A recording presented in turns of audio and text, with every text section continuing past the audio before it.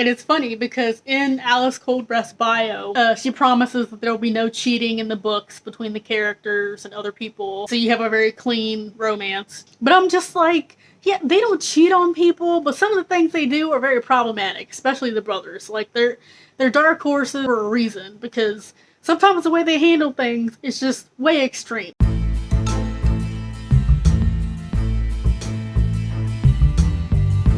Hey guys, so today we're gonna do a little indie deep dive. I've been reading a lot of cheap indie books lately, so I figured I wanted to come on and do a tiny series about it. That seems to be the hot new thing. So today we're going to talk about Alice Coldbreath. Specifically, we're going to talk about her series, The Vawdrey Brothers. And it's a series I found by accident. I'm avidly a romance reader. Unironically, because apparently, according to some of my friends, you can read romance novels ironically, which is weird to me. I don't know why you would read romance if you don't like it. So, the Vawdrey series consists of 3 books.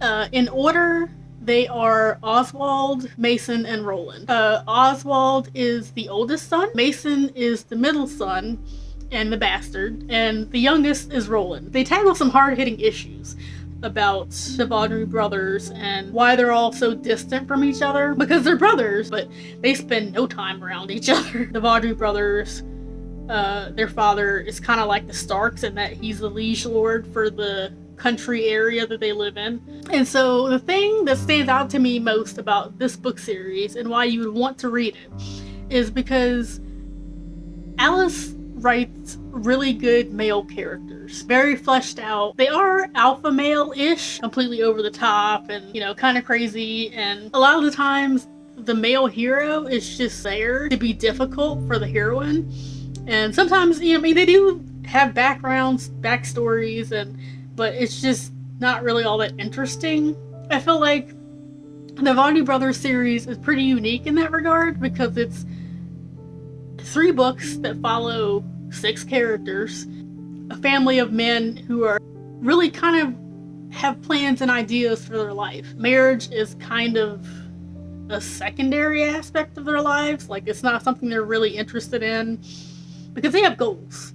Okay, they're trying to do stuff. And so with the 3 men, I really liked how Alice wrote it because you really get a sense of brotherhood. The 3 brothers are similar but different, and the books really get into that.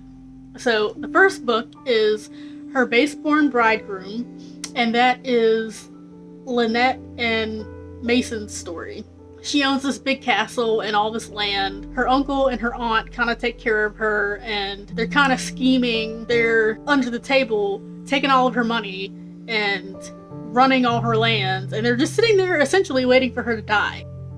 And I don't know what it is about medieval times, but Lynette is a redhead, and she's fair-skinned, and she has freckles, and she's short, probably only 5 feet like me.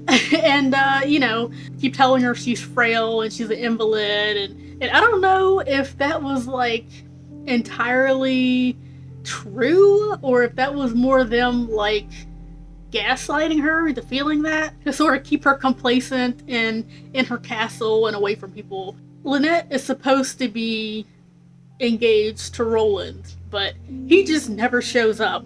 Mason, at the beginning of the book, he basically says, you know, I'm a bastard son, I'm not inheriting. I imagine nobody wants to marry him because he's not inheriting anything. And so he has to figure out his own life. He sees Roland dropping Lynette as an opportunity to get some title, land, and a wife, and to kind of solve that whole problem. Book 1 is a really good exploration of, if you're a bastard and you have nothing going for you, how do you resolve that? Because this series is weird. It literally starts book 1 with the middle son. Book 2 is his forsaken bride, the oldest son's story. Fenella and Oswald. Oswald having already been engaged to Fenella once. They were engaged when they were really young. It's a little too young to be married just yet, but he gets sent off to war for the king, becomes a prisoner of war, and nearly dies. And when he gets home, his engagement's already called off. Fenella is married another man, and so he has to kind of pick up the pieces of his life.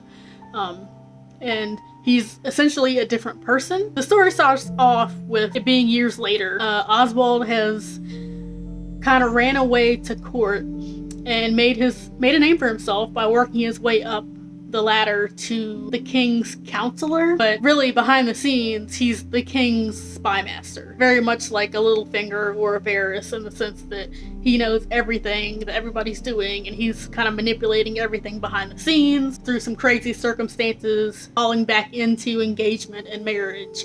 And kind of, it's somewhat of a second chance romance, I suppose, because, you know, they do get married finally, but at this point in their lives, they're different people than they were when they were children and engaged. So it's kind of like them getting to know each other again, this time as adults. 3 is An Ill-Made Match, Roland and Eden's book.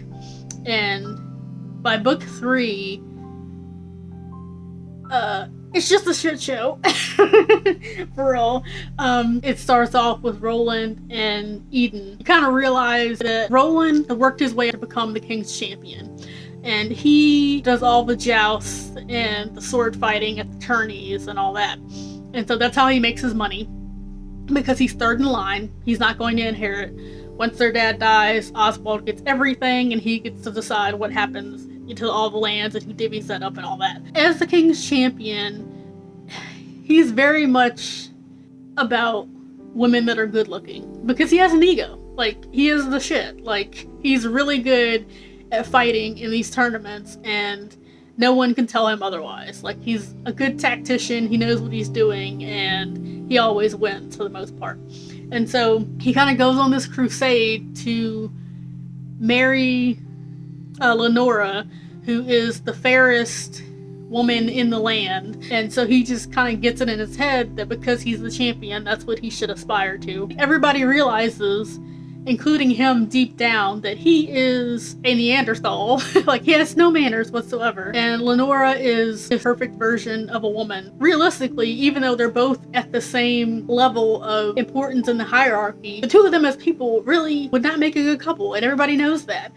And so for the first, like, third of the book, it's him trying to decide if he wants to marry Lenora or if he wants to potentially marry her cousin Eden, who is the complete opposite of Lenora. She wears black all the time as if she's in mourning, and she's this really dark horse, the type of person with that dark sense of humor that is kind of judgy. She's just kind of judgy. So her and Roland literally hate each other because they're both very blunt about how they feel about things, and needless to say, he ends up with Eden in the most problematic way possible, I might add, because when I read how they end up together, I'm just like, what? Like, it came out of nowhere. How Roland ends up with Eden is a little problematic. I was fine with it because I like trashy, problematic crap, and it's always fun for me to read, so I wasn't too phased as much as I was surprised that Alice put that in her book. Because it's just like, and I'm like, I would expect that in like a dark modern romance, like, you know, the mafia romances. Like, I would expect that particular plot point to be in those books because it's very problematic. Like, how it happens is just like, there's some questions there. But it's a plot point, an important one that kind of moves the story along and sets up everything for the finale. So it's there for a reason, and you do see it play out at the end of the book. But yeah, so I would say definitely read this trilogy. It's very good, very well written for an indie novel. A lot of indie books are by unknown writers that are new, so to find someone like Alice, who has written 3 different series so far, the Vawdrey Brothers, Brides of Caradoc, which I'm just starting now, and the Prize Fighter series, which I haven't read yet. I would say her strength lies in writing her male characters. If you want really well, stellar written male characters, Alice Coldbreath is the way to go. Very much a historical romance. I know a lot of people prefer modern romances, but I feel like when you catch the right author, historical can be very fun.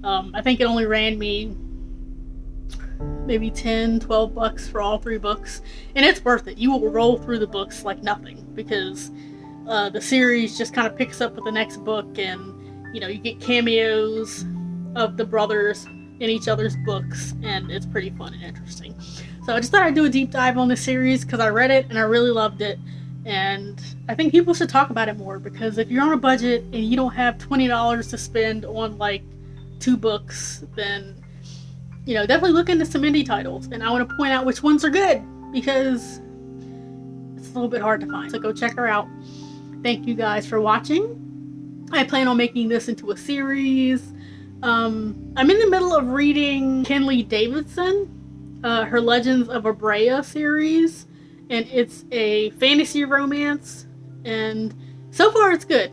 I'm almost 50% done with the first book, and it's really good. So if that turns out to be a winner, that will likely be next in line for this indie deep dive, because I'm always on the search for things that I like, and when they're good, I kind of want to talk about them, because mainstream books get a lot of love already. In indie, we kind of need to pull it up by its bootstraps, because there is some good stuff there to be found. So yeah, thanks guys for watching, and I will see you in the next one.